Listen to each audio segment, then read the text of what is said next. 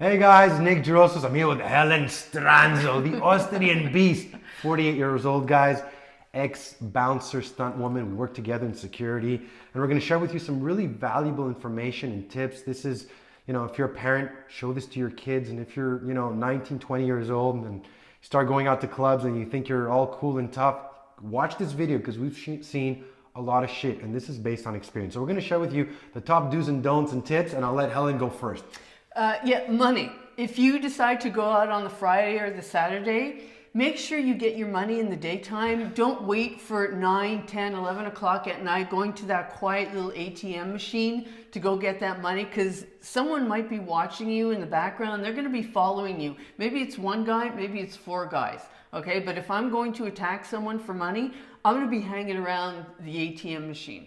So take it out in the daytime when it's a little safer. Believe it or not, guys, this is actually valuable information. You know what I mean? You're going out midnight or 1 o'clock to pull out money. Like, you have all day to do it. These attackers are waiting for you. You go to the bank machine, you see 4 guys, turn around, don't even go there. You pretty much they're waiting to see how much you're going to pull it out and if it's worth it for them to attack you or the next guy. So this is a pretty important one. Tell someone where you're going. Look, I moved out of the house when I was like 19, a young kid, and that wasn't the greatest example. And what I mean by that is that, if you're living at home or if you're not, let somebody know where you're going. I've seen people get kicked out, they gave attitude to the bouncer. The bouncer kicks them out. It's -10, won't let them come in, no jacket, no nothing, no money. Lost your ticket. You had a mouth. We're not giving it to you anyway tonight. You know what? Come back. Yeah, that shit actually happens with the kids outside. You're outside with no money.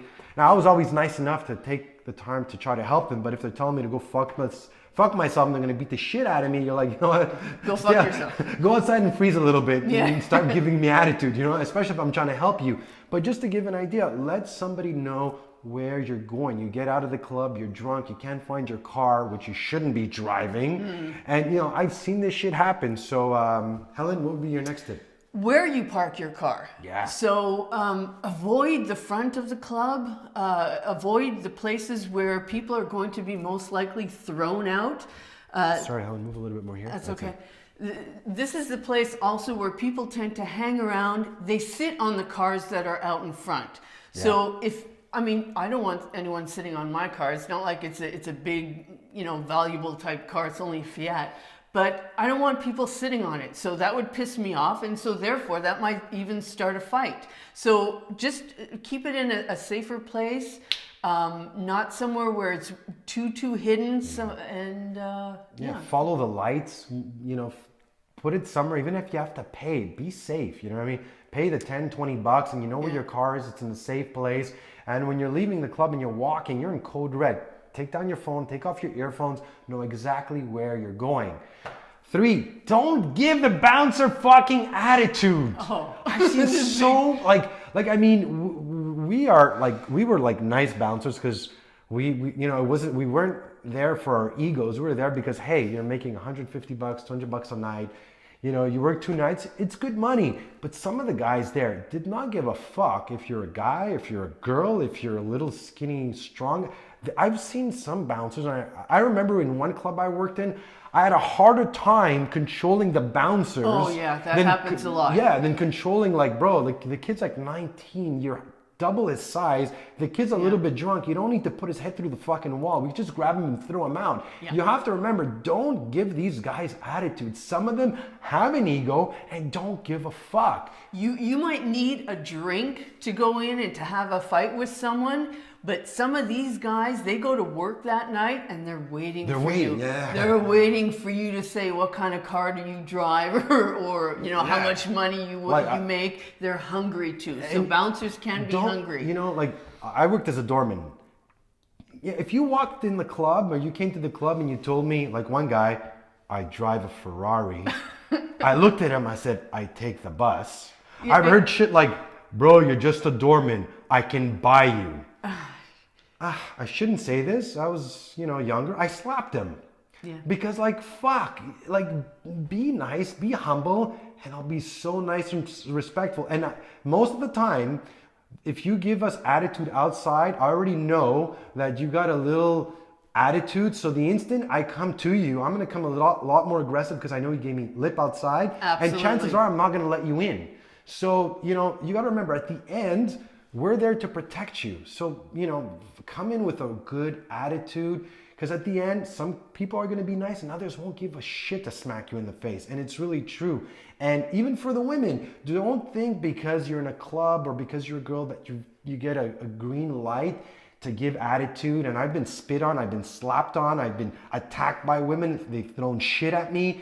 And it's like, well, you're a girl, I'm a girl, you can't hit me. Oh, yes, they can. And I haven't, I've never struck, I've grappled and I've grabbed, but I know a bouncer, okay, he's a little bit nuts. The girl went to attack him with a beer bottle and smash it over his head, and he knocked her out.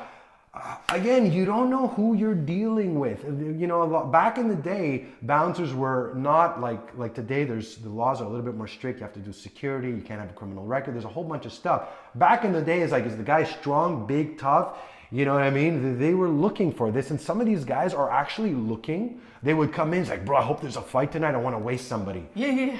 It was an ego boost for some of them. You know, and sometimes it was like I didn't like working with some of the guys because I knew that they were hot. They were ready to go right for the face, you know, give a punch to a woman. It didn't really matter. Yeah. A man or a woman didn't care. What would be the next one, Helen, for you? What would be the next one? We wrote a couple down, so we're like... Yeah. Don't hang around. Watch your tongue. Don't get involved. Yeah. Don't get involved. When the shit hits the fan...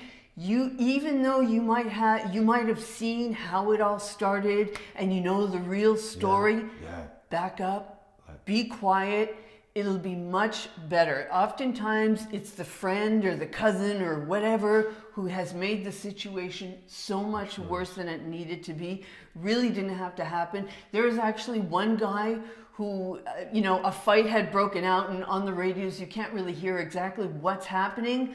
And there was like 3 guys and then on another woman. And so I grabbed the guy that was on the woman and I started choking him out.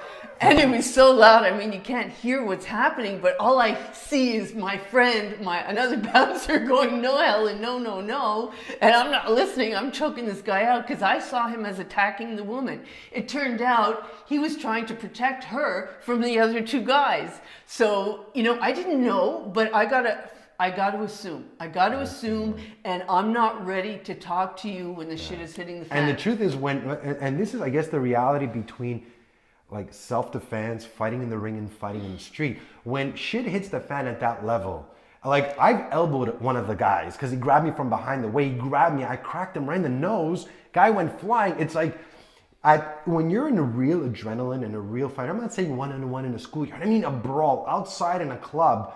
At one point, you don't even know who the fuck you're hitting. I mean, when you're in that point, it's like shit's happening so fast. And that, again, that's the difference between fighting in the ring and fighting in the street. It's a different mindset. It's a different adrenaline. It's a different complete feeling. So don't get involved. Don't start screaming. Don't just stay calm and let them. If they tell you don't get involved, don't be like, oh, well, you don't know who I am. And then just, you go to the side and you you just let them handle it. And then when everything calms down, as Helen says, then you can, say what you want. So those are just some tips to keep you guys safe. I hope that you enjoyed the video. Make sure to like and share, subscribe, and turn on your notification. We also have a self-defense program online, the Self-Defense Academy Essentials and Masteries. I'll put the link on the bottom. As well, go check us out on Facebook, Snapchat, and Instagram. And I want to thank you guys for watching. Nick Drossos and Helen Stranza. Look at that, guys.